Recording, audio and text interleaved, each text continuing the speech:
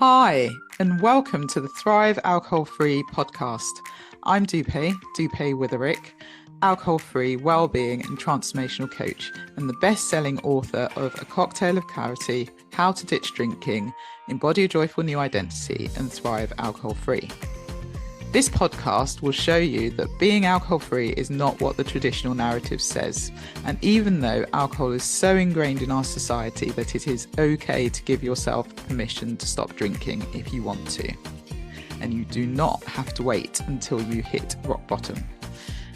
It is certainly not boring, and I believe ditching drinking is just the start to living an extraordinary life. By getting rid of this one thing, it allows the doors to open to endless possibilities and opportunities. Each week, we will have guests on who are at various stages of the alcohol-free journey, from those who are curious to those who have been alcohol-free for years. We will also have experts on talking about different topics relating to alcohol and beyond. Through these conversations, you will discover what it means to thrive alcohol-free. Enjoy. Hi, and welcome to this latest episode of Thrive Alcohol Free. So today I've got an amazing guest, and for me, it's a really interesting topic. So one of the things that encouraged me to stop drinking for longer than the initial 21 days was the discovery of alcohol-free drinks, good alcohol-free drinks, because I didn't really think they existed. And so I discovered a wonderful fizz, and that then sort of changed my whole perception of alcohol-free drinks, and then went on to discover an alcohol-free gin that I really liked, and it was just sort of a bit of a game changer for me. It was why am I having ethanol? Why am I having drinks with things that I clean my house with, or we fill our cars up with, when we can get some fabulous drinks that don't contain any of that, and you feel fab the next day and you still feel like you're having an adult drink. So today I am speaking to Gemma Mills, who is the founder of JOMO Club, and this is a subscription box which you can get on a monthly, bi-monthly or quarterly basis, depending on where you are and what you want to do. And they send you a spirit each month, and they're different every time. And they give you snacks and various other things and things to pair it with. And it's just really exciting to sort of hear her story. We talk about her story and how she ended up getting to the point of founding JOMO Club. We discuss moderators versus alcohol-free people and what the benefits of the two are. We talk about some of the drinks and the founders of the drinks and their stories, and it's just a really interesting conversation. And if you think that there are only one or two choices when it comes to alcohol-free drinks, you couldn't be more wrong. There is a huge selection now, and we will go into that. And so I encourage you to listen in and then maybe go and try an alcohol-free spirit or give JOMO Club a go. So here, without further ado, here is the interview with Gemma. Hi, so welcome, Gemma. Thank you so much for agreeing to be on the podcast. Thank you for having me. I'm excited for our conversation. Fantastic. So it would be great for people that don't know who you are to just hear a bit about your story and how you got to be where you are today and running the founder of the JOMO Club. Amazing. So my name is Gemma Mills. I am founder of JOMO Club, the UK's alcohol-free spirit subscription box. I think taking it back a little step, and I'm sure I can delve into any points that you'd like me to, but I founded JOMO Club in 2021. I was currently at the time working for a corporate company in the sort of pharmaceutical sector, so very different to what I'm doing now. We'd obviously just gone through COVID. We're still going through COVID in some respects, and we just had a lockdown where we were obviously living and working from home. My time in the corporate world, which was around about 8 years, the drinking culture was heavy, and I'm sure a lot of people can relate to that are listening. But ever since the beginning, when I started my first corporate job at 17, almost going on 18, all the way through to when I actually left the corporate world, drinking was a very core part of it. And it felt like you had to drink to move up in your career, or to be included, or to be part of the gang, which is quite a scary concept, really. But it was always a big part of the work that I did. During lockdown, it was a great opportunity to actually, with all the bad came some good, and it was a good opportunity to actually take yourself away from social norms, both drinking culture with friends but also in the working world. That definitely didn't start straight away. I resorted to many a gin and tonic in the evening with my partner Richard, and that was the perfect divide for us between the working day and relaxing in the evening. But when we found out that over time, obviously, regular drinking isn't very good for your productivity, your mental health, your physical health, the way it impacts your diet, your sleep, everything really, I decided to start exploring the world of alcohol-free drinks. We can delve into that in a bit more detail. I'll take a pause. But that's kind of where JOMO Club all started for me, the discovery of alcohol-free drinks and wanting to make it more accessible to everybody. Amazing. And it's so funny you say that, because I talk about this a lot as well. The corporate world is really an interesting place when it comes to alcohol, isn't it? And I do think you're sort of forced to drink, even if you don't want to, just to fit in, really, and to, as you say, be part of the sort of club. And it's really interesting. I mean, over the years, it has changed, and it has got, it's got better, and people are organising sort of other events other than just going for drinks. So, maybe going bowling or going, doing chocolate making or something like that. But yeah, for many, many years, that was the norm. And I think that's why it's so ingrained in our society. And it's also so ingrained in, lots of people, that actually they need to drink to have fun. They need to drink to fit in, and they need to drink to move up in their career, which is a bit sad, but true. I think as well, you've obviously said that it's changed over the past couple of years, which is really great to hear. And I really commend companies that are actually taking that initiative and that first step forward, because for younger people that are maybe coming into the corporate world for the first time, who are very really impressionable. I know I definitely wanted to impress everyone and anyone, and didn't really know how I was going to get to the top point of my career that I wanted to get to, but that seemed like an obvious way, which is quite frightening. But a lot of companies are definitely taking that on board. I think we worked with Mars in December last year, and they ran an alcohol-free cocktail masterclass for 150 of their employees. And it was really nice to see everyone actually coming together, socializing with cocktails still, just without the alcohol. And everyone seemed just as jolly and merry and happy and chatty as ever before. But then you don't have, that point in the evening where actually you're not having any meaningful connection. You're just ending up one way. So it's really, really great to see companies are doing that. Yeah, no, that sounds fab. And I do think, if you look at the younger generation, I think a lot of them are choosing not to drink, and so it's a very different environment. It has to be, companies do need to adapt in order to cater for that younger generation. It's something that is quite important to them, that they have a choice, and so hopefully it will get better. I remember Laura Willoughby, she said, it's all about social inclusion in a bottle. And I love that phrase, because I think that's all it is. It's, you're giving people the choice on either side. And so you touched on COVID, and I think a lot of people can relate to the experience that you described in terms of, having a number of gin and tonics on an evening in order to differentiate between, working and relaxing, when everything was just it wasn't really working from home, it was living at work, wasn't it?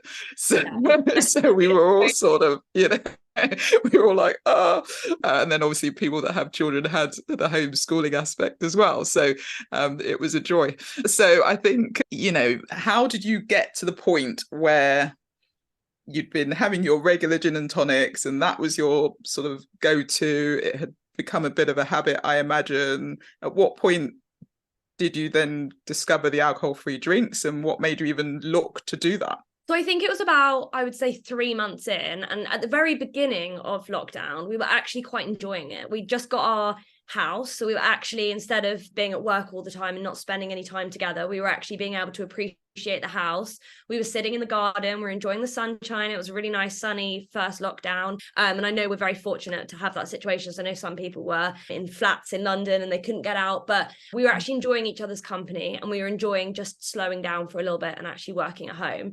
But that 3 months in, it did get to the very tedious point, and obviously we had a lot longer after that.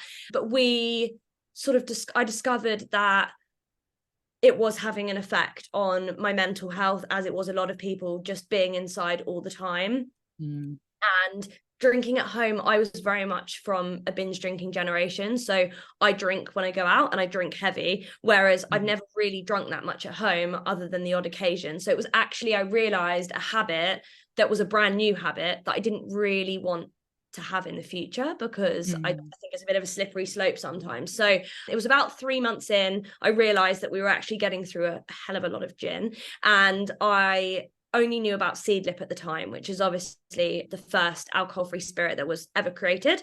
It wasn't to my taste. I think Seedlip is a great brand. It's done amazing things for the category, but I always compare it to the alcohol-free world. Some people drink tequila, some rum, some whiskey. We don't all love just one spirit that we drink. Therefore, the alcohol-free space is exactly the same. And a lot of people came to me more so a couple of years ago and said, I don't like alcohol-free spirits, so there's no point. But you can't say that as a whole when you've only tried one alcohol-free spirit, because they're all so different. So I was really interested by the scope of what was available. And it was an initial understanding what was out there in the market, thinking there was probably 2 or 3 spirits maybe I could explore, and was just looking to swap out my gin and tonic for an alcohol-free spirit, but discovered there was over 500 alcohol-free spirits, and that myself and Richard could both have 2 different drinks appealing completely to our taste buds, and we didn't have to be subject to the one spirit that we thought was available. So it became something really exciting, and it opened new opportunities, and we actually made something really fun out of it, and we got to create new cocktails and new drinks. And it wasn't just a habit of a gin and tonic in the evening, it was actually discovering new things, which made it quite fun. So it became a new passion, as it were. Exactly. It was keeping the same habit but changing the ingredients, and just like you say, a new passion. Love that. And 500 at that point, because I'm surprised. I thought there weren't that many at that point, but obviously they were all under the radar. So when you discovered the 500, so you started making like mocktails and just trying them out. How did that then lead to the JOMO Club? I know, I was amazed too to hear about the 300. I remember when I was doing research for actually setting up JOMO Club, I was astonished to find there were that many. I think as well, at the beginning, a lot of the brands were they were mostly unknown. The supermarkets had probably one alcohol-free spirit on there. At the time, there weren't really many options in pubs and restaurants other than an alcohol-free beer, sometimes one other thing if you're lucky.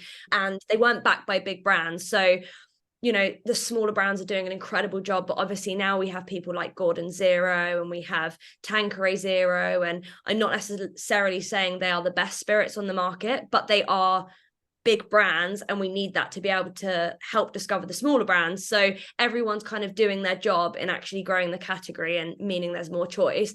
In terms of how I got to starting the company, so I started exploring different alcohol-free drinks, and then I thought, actually, if I don't know all these are available, then I would really love to make the best quality, best tasting alcohol-free spirits more accessible to everybody. And there was a lot of confidence that was lost from consumers at that time from trying subpar alcohol-free spirits, to the point where they just weren't really trying new things anymore because it was a waste of their money, and they didn't want to buy a whole alcohol-free spirit to be disappointed. And I really wanted to create some joy around trying these alcohol-free spirits, but also take the work out of it as well, and actually filter out the not so great ones and bring the really great ones to people's doors. So I came up with JOMO Club, and we didn't have a name at the time. We didn't have a website, a social, anything. And I called up My first ever call was with Wilfred's, who's actually the Sober October Spirit this year. But it was Chris from Wilfred's, who is the wonderful founder, and told him I had this concept, I had this idea. I didn't have a name, a website, or anything to my name, but this was the idea, and did he want to back it? And he said, we'll be in your first box. So we had some amazing support Amazing. of people just saying, this is a great idea, go for it, we'll back you. And that was actually enough just to get things off the ground, because it was so overwhelming, the feedback that I had. Fantastic. And it's so needed, right? And I think it just gives people options, as we've talked about. So then you had no name, no website, you had all these supporters already. How did you come up with the JOMO Club? So I did that night that I decided we wanted to make a go of it. I did, I think, a 70-page business plan, working to the early hours of the morning, and thought, okay, we've got the research, we've got enough, let's get going. JOMO Club, those really inspirational stories of, oh, I found this name from this and this, that it's not that at all. I was actually searching through Pinterest one evening, and the word JOMO came up, and obviously I was very familiar with the word FOMO. I was probably subject to it a lot of my life, as I am one of those people that get FOMO. And I saw the word JOMO, and I thought, what a lovely concept and way to actually flip things around. And then thought, actually, JOMO is so applicable to the alcohol-free world of people that want to moderate or remove alcohol altogether, that we can create something very joyful and help people to actually remove or cut back on their booze without having any FOMO. Fantastic. I love it. And so that was back in 2021. Yeah. So what's happened since? So 2021, we had an incredible start. It's safe to say, if you launch a jewelry business, you'll get friends and family buying and things like that. At the beginning, we definitely didn't have any friends and family buying, because they thought the concept of alcohol-free was absolutely bizarre. So we had a lot of verbal support, but not many customers through friends and family. So we very much were starting from scratch. We really started to build some momentum and partner with different brands to get things off the ground. And we had some great initial feedback. The first few months were exciting. We won some awards. So first Sober October, Christmas, and Dry January were mega. And I decided to quit my corporate job in that January. So it was all in at that point. I decided to take the leap. And since then, I've really been focusing on growing JOMO Club. We now have over 1,500 customers across the UK. We are really split between moderators and abstainers, so it's really great to see kind of both sides of alcohol actually joining the club. And we're really, really grateful to have such an incredible both partners in the alcohol-free space, but also members, and that's really what drives us forward. Initially, I wanted to help people discover what was out there, but now it's so much more. I think a lot of people have reached out to us both online, but also they've actually come to meet us specifically at face-to-face events and take us to one side and say we've actually changed their relationship with alcohol forever. And that's something I could never have even imagined would have even come to fruition. But that is now one of the core drivers for us as JOMO Club, is to really continue to support people on that journey. And whether they look to just cut back or remove altogether, it's great to sort of be that support system that we didn't even know we would be. Yeah, that's absolutely fantastic. And I think it was a game changer for me. Absolutely. Discovering alcohol-free drinks. It was like, well, why am I going to drink that?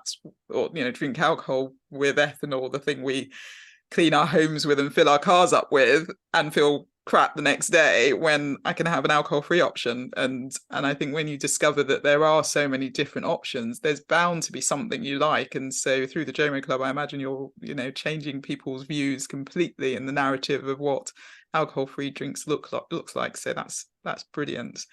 So I think it'd be good to get your view. I would say definitely over the past few years, restaurants are much better in terms of offering alcohol-free drinks.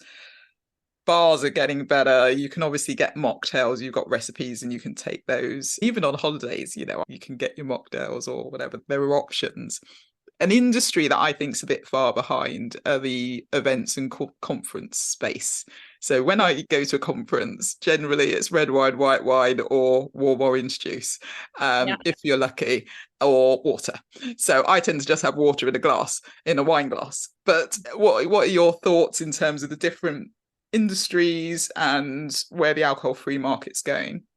It's very true. I do think that the events, I never even really thought about it, but actually going to a couple of award ceremonies, there wasn't an option. It was champagne flutes, the champagne or champagne flute with orange juice, and it isn't quite the same thing, is it? So it's very true. I think bars, restaurants, and supermarkets are now starting to do a good job. I think there's a lot of work that can be done, but I think they are doing an exciting job. I think Waitrose recently partnered with Diageo, the spirit brand, both for alcohol-free and alcohol, and they've created a campaign to actually position right in the middle of alcohol. So it's not down a separate aisle like it was. It's right in the middle of the spirits and the wines, highlighting all the amazing alcohol-free options. And I think they have something like maybe 15 alcohol-free spirits now, which is so much more advanced than what it was a year ago, even probably 6 months ago. So I think they're starting to do a good job with offering lower price options in the spirit market for actually just getting people trying it. I think that's so important, just allowing people to try it. But also bars and restaurants, I think initially a lot of bars and restaurants were worried if they put an alcohol-free option on the menu, they were going to miss out on a lot of money. But what we're actually discovering now is if you have a really good quality alcohol-free cocktail, you charge fairly similar to an alcoholic cocktail, but also with the amount of people that are cutting back or not drinking now, you're actually missing a lot of different customers that either won't come there at all or they won't come back again, because we're finding a lot of people are calling up in advance or checking on websites and working out what the alcohol-free menu is and actually choosing places based on that. So I think people are starting to catch on to that and realize if they don't create an alcohol-free menu, that's a real substance, not just a put together mocktail, then they're actually going to be keeping up with the trends as opposed to lagging behind. Yeah, and I think that's a really important point. It is giving people the choice, and I do think, similar to people that are friends who've got people that are vegetarian or vegan, you're going to choose a restaurant where it caters for everyone. So again, in the drinks world, we need to have bars and restaurants that caters for everyone, regardless of what they want to do. So it's really, really important. I do wonder whether the conference events world has even the pennies dropped at all, that alcohol free is a thing. Have you had any interactions with anyone on that side? So we had one award ceremony that we won an award for just over a year ago, and that was the orange juice award. And they actually reached out to us afterwards saying, we love what you were doing, and we'd really love for you to actually offer the alcohol-free option, something sophisticated at the event. So I don't know if it's just because we were part of the event that they were like, oh, this is a thing. And there was a few other cool brands that were in the alcohol-free space there to make them aware of the situation. But I guess at a bar and restaurant, you're ordering something, you're asking for an alcohol-free drink, whereas events, people probably just don't know better. You either just don't take the orange juice or you take it because it's there. So I kind of agree with you in the sense of I think that's going to be quite far behind, either not on their priority list or they're just not hearing the demands because they're not being asked for. Yeah. Okay. So then you talked about the fact that 50% of your subscribers or customers are you use the word abstainers, so teetotalers, people that aren't drinking, and then the other 50% are moderators. It'd be really great to sort of get your view on, abstaining versus moderating. And I think that's the whole reason that a lot of these big alcohol brands have started to jump on the bandwagon, because actually people are choosing in the week maybe not to drink alcohol, and actually they'll miss out on those vital customers. So there's definitely a change in trends. So it'd be great to sort of understand or get your views on the sort of moderating versus abstainers and what's appealing in the box. And maybe actually before we do that, you can talk us through what someone could expect if they subscribe to the JOMO Club. What do they actually get? Definitely. So I think the abstaining v moderating discussion, firstly, it's exciting that we're having the discussion, because I think, again, 2 years ago, maybe that discussion wouldn't have even been brought up. That wouldn't have been something sort of in our mind's eye. But it's been coming up a lot recently, and I find it really interesting to hear both sides. And to be honest, I'm a little bit flimsy in my views, if I'm being totally honest, anyway, because you hear from a lot of abstainers that say, okay, if you're cutting back and you're down to the moderation standpoint, why are you having it at all? And I'm a moderator myself. So I actually asked myself that question. I'm not sure if I fully have the answer, but I think I've slowly, if I think right back to that 2021, I was definitely going out. I was binge drinking. I was drinking at home. Also, I was, getting to the point now of losing memory from drinking, being sick from drinking. That honestly makes me shudder. The thought of coming back from the train station and not remembering how I got home actually terrifies the life out of me. So it's been a sort of slow and gradual journey that I've got to now, where I think it's removing everything that you've ever thought, believed, not even thought or believed, just done naturally. Just,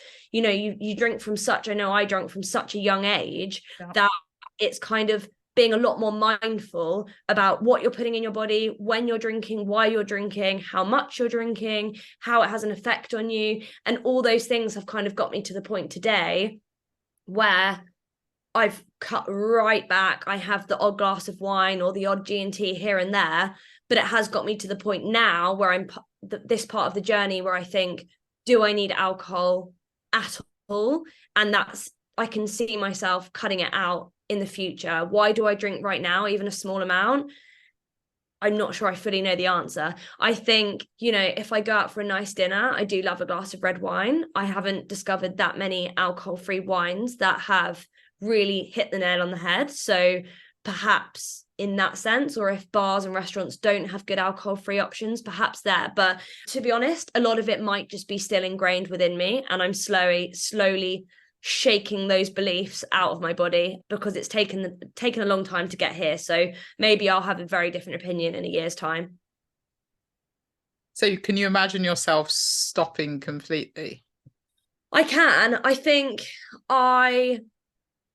it's interesting because I felt very uncomfortable and awkward when I went out to say I wasn't drinking, but I do it in so many different occasions now that I don't find it uncomfortable anymore. I think a lot of my friends, even our friends that we go out with, they also like to not drink from time to time, or they're cutting back. So that makes things a lot easier anyway. But I think the minute you understand why you don't want to drink yourself, no one else really matters. So I think I'm finding it a lot easier now to just say, actually, I'm not having a drink. And I definitely find family are the worst. Like my mum and my grandma, love them, but they're the worst. If I'm not having a drink, they feel so uncomfortable. I absolutely agree with that. You just reminded me. There was a Christmas where my mum decided that she was sort of like, oh yeah, she put some sort of alcohol in the prawn cocktail sauce. And then she was like, oh, I forgot you don't drink. And I was like, bless her. That's the mindful thing as well, though, because it's funny. Like my mum, we flew on holiday a couple of years ago, and we were offered on the plane, we were offered a glass of champagne, and I said, no, thank you, I'll just have a water. And I remember her turning around. It was almost like she felt really awkward about the situation. I didn't care at all, but she felt so awkward that she went, oh, she's not my daughter, is she? And then laughed. And I actually addressed it with her, and I was like, why did you say that? And then she kind of was like, I don't know. And it's almost like it just came out her voice without realizing what she'd said. So it's so interesting because it's ingrained in us, but it's definitely more ingrained in them. Definitely. Oh, that's very funny. In terms of your question about what's in a JOMO box, so every month is different. We've been going for just over 2 years, and we've never had the same thing twice, which is super. It shows you the scope of what's out there. Yeah. We always have a full-size bottle of alcohol-free spirit, and then we pair it with 5 mixers that go specifically with that drink, or ready-to-drink cocktails. We have 2 snacks, garnishes, and we have a 20-page members magazine. So the magazine always includes recipes of how you can use your spirit once the mixers are gone, how to use it with the mixers inside, and then it has interviews with the brands. We partner with a lot of smaller brands which actually have the founder still, that you speak with the founder. So you get to hear the founder's story. And we also have a real life journey. So someone from the community actually writes a story for us every month, and they talk about their journey with drinking, whether that's, a lot of people actually have told us that they've started with months that are socially acceptable. So sober October, dry January, dry July, and they've started with those months.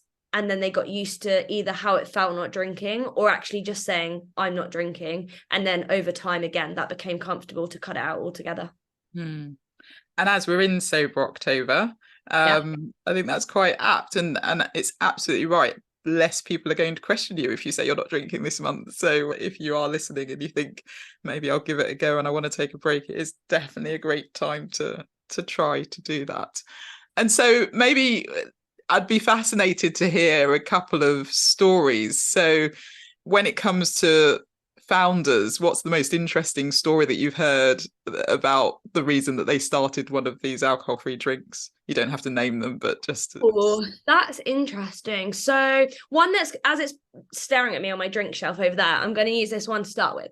Yeah. So there is a brand called Cedars, which probably many of you know. They are in a lot of the supermarkets. They were quite an early one. They have alcohol-free gin style spirits.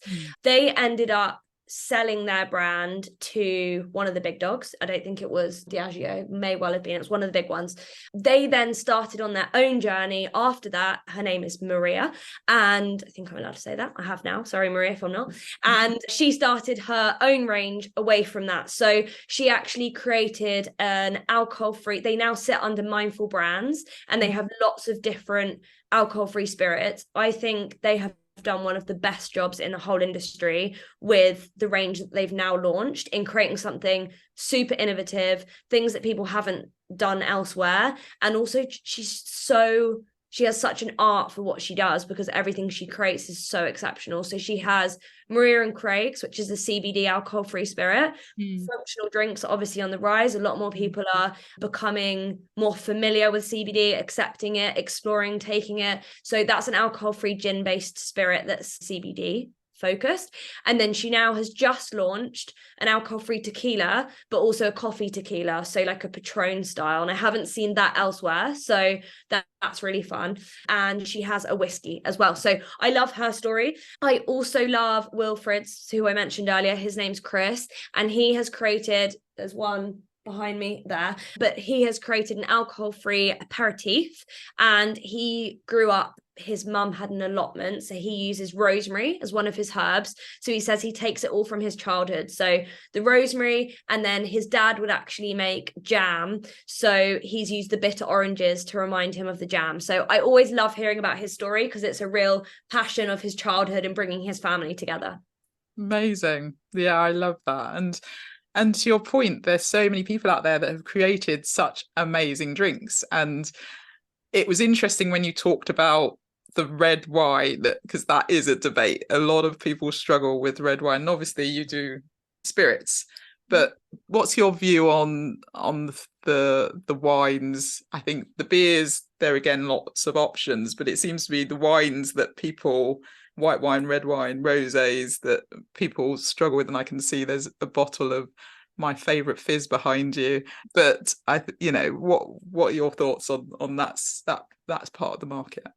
I think wines are probably the furthest behind, but that are making progression. So I think it started with beers, then it went on to spirits, and now we're on to wines. And I think there is a lot of innovation happening within this space, simply because everyone has lost so much hope in alcohol-free wines that everyone is determined to make it great.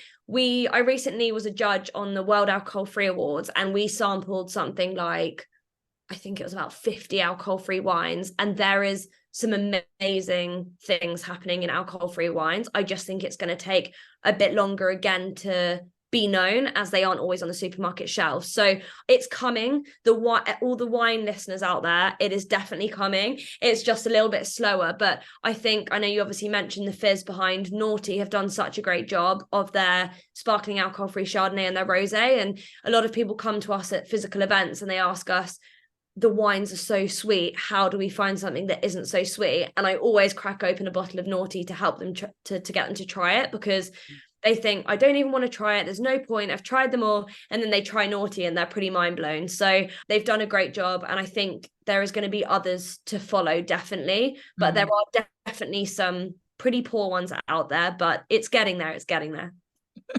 Yeah, it's something so many people ask me, what's the best alcohol-free red wine? And it is a bit of a struggle at the moment. So that's exciting. So tell me about the World Alcohol-Free Awards. That sounds cool. It was super cool. It was the first time, it was created for the first time ever this year. And there was about, I think, 25 to 30 judges. And it was alcohol-free drinks of all categories from across the world. By day 2 evening, I was definitely ready to not have some alcohol-free drinks for a little while, because there was a lot that we sampled. But it was really cool. We did them in flutes and sort of different themes. So we had sort of a flute of 5 whites that we had to write tasting notes, and we had to rate them, and they then got gold, silver, bronze commended. And the same with functional drinks, spirits, all these different things. And it was really fun to actually taste them blindfolded, because I say blindfolded, we didn't actually have a blindfold on, but we didn't see the brands. They were in just a clear sort of carafes. I had an image there, Gemma. Yeah, I know, sorry, that sounded very weird. So yeah, it was good to see it there, because I think branding has a big part to play. And if you see the brand, you sometimes can paint a picture initially before you even taste it. So actually trying them without the branding was really interesting. Some I recognized, some I didn't. And it was a really interesting process to go through to actually understand flavors better, which then will help me obviously to create cocktails better in the future, but also just to see the scope of what's out there and how many amazing people are innovating in this space. Fantastic. And it's really great to hear that there are now awards for it. So when did it happen, the awards? So it happened, I think it was January or February time, and then a couple months after that the awards were given. It was virtual. We did the awards in person, but the awards were given virtually, and then next year they're looking to do it face to face. So hopefully it gets some really good recognition, and it gets all these things, I think, really help just to help normalize not drinking, obviously grow the category, but just to make it more acceptable, which I think is important for everyone. Absolutely. Yeah. And I'd love to get an invite to that next year. We'll see. So, well, who knows? Fantastic. Okay. So we've talked about the other thing I wanted to touch on was how do people, it's interesting. I've found that people might have tipples that they liked when they were drinking. So you touched on sort of tequila and whiskey and other things. And I know for a fact that tequila was never my friend. So it's not something that I sort of went to. But with being experimental and obviously trying these different drinks, I do find people realize they like things that maybe they wouldn't have liked when they were the alcohol version. Are you finding that with some of your customers who are trying all the spirits that you have in your boxes? Definitely. I find it very interesting because sometimes people they look at the bottle and see that's an alcohol-free tequila, for example, and want to stay clear of it. But my big thing when I meet people in person, but also when I write various content in the magazine and things, is just to try it. And if you don't, because I find exactly that, some people, for example, Myth have a coconut cane spirit, and some people, Malibu again brings up really bad memories for a lot of people, but pretty much everyone that tries that spirit loves it. So I really am determined, especially when I meet people face to face, just to get them to try lots of different things. And people find it a little bit awkward when they don't like something, but I always say to them, this is good. Like, your friend loves this one, you don't like this one, you're not offending me. It's good that we have the discussion about what we like and what we don't, because you're not expected to like everything. So definitely, I think discovery is key, trying different things. And even if you try an alcohol-free spirit and you don't like it with what you've paired it with, carry on trying with different things. Like, there's a brand called Mahala that do a very smoky whiskey rum-esque spirit, and some people just love it as it is on its own. It kind of hits you in the face. People love that. But for some people, it's too bold and too smoky. So we recommend doing it with like a grapefruit tonic or a grapefruit juice or something a little bit different. So just experiment with your palate, and you can actually get to know what you like better. Yeah. And I think it's great that as part of your subscription, you're actually giving people recipes as well, so that they can, you know, try different things and test it out. And to your point, I think it's being a bit more open to what's out there. And okay, so we talk about this with everybody, and I'd love to get your view on what thriving alcohol-free would mean to you. So for me, I obviously spoke about it earlier, but I found in a social situation, I needed to be the life and soul of the party. I needed to stand on the table and order the shots for everybody and be the fun. I have got to a place now where I can go out and I don't need to have one single drink, and I'll probably still be standing on the table dancing at 3 a.m. anyway. So I think thriving alcohol-free to me is understanding why you're not drinking and just staying true to that for yourself. You don't have to drink for anybody else. You don't have to drink because you're trying to sort of play a certain persona, but getting to that point where you can say, I'm not drinking, and either give a reason or give no reason at all is thriving alcohol-free to me, because I think it's a confident place to be, and it's beneficial for everyone involved to make that decision for yourself and not for anyone else. Yeah, I love that. Brilliant answer. Thank you. So I hear you're also offering our listeners an offer. So would you like to talk to that? Yes, definitely. So we have 35% off your first box, or either your first subscription box or any other boxes on our site. So you just use Thrive35 and you will get 35% off. So if you go to jomoclub.co.uk, you'll be able to find all our different boxes on there that you can pick from. We have a subscription basis, which is monthly, bi-monthly or quarterly, so can suit whatever lifestyle or drinking habits you have personally. And then follow us on JOMO Club Official on Instagram as well, because we have lots of cool free content and lots of recipes that you can make at home. Oh, that's fantastic. Thank you so much for offering that to everyone who's listening. So enjoy.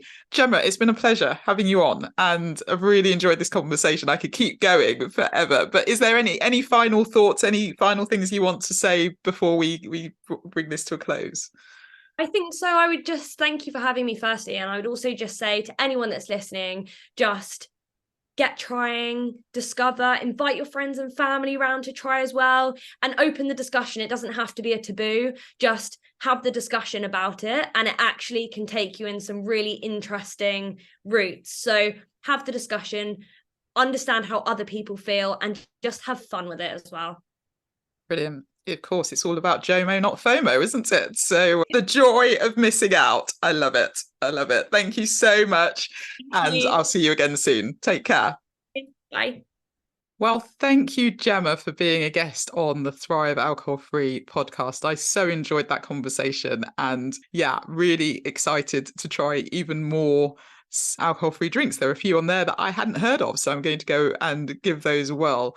I do hope you enjoyed the conversation and it has inspired you to potentially look at something different and try a new habit and try a new drink and see whether you like it. And as she said, there are people who are members of the subscription who initially just were trying it out, and they've become alcohol-free, and they've said that this is the reason that they've actually change the way they think about alcohol, which is just fabulous to hear. And it just goes to show that although we think alcohol is so ingrained in our society, we do have choices and we can do something different. And so I do hope you enjoyed it. I would love to hear any feedback you have on this episode. Feel free to rate it, review it, and please subscribe. And so I would like to wish you a wonderful week and hope you are good, and I will see you in the next episode. Take care. See you soon. Bye. Thank you so much for listening to the Thrive Alcohol-Free podcast. If you enjoyed the episode, please subscribe so you get alerted every time I drop a new episode. I'd love it if you could rate, leave a review, and share this episode. Feel free to tag me on Instagram @Thrive Alcohol Free and follow me for daily tips. If you'd like to work with me, I offer one-to-one coaching sessions and have my signature Thrive Alcohol-Free Society group coaching program. If you are not yet ready for coaching, I also have a self-paced online course which is a companion to my book, A Cocktail of Clarity. All the links are in the show notes. When it comes to making a decision around drinking, I want to leave you with this quote from C.S. Lewis. There are far better things ahead than we ever leave behind. I will see you in the next episode. Have a wonderful week. Take care.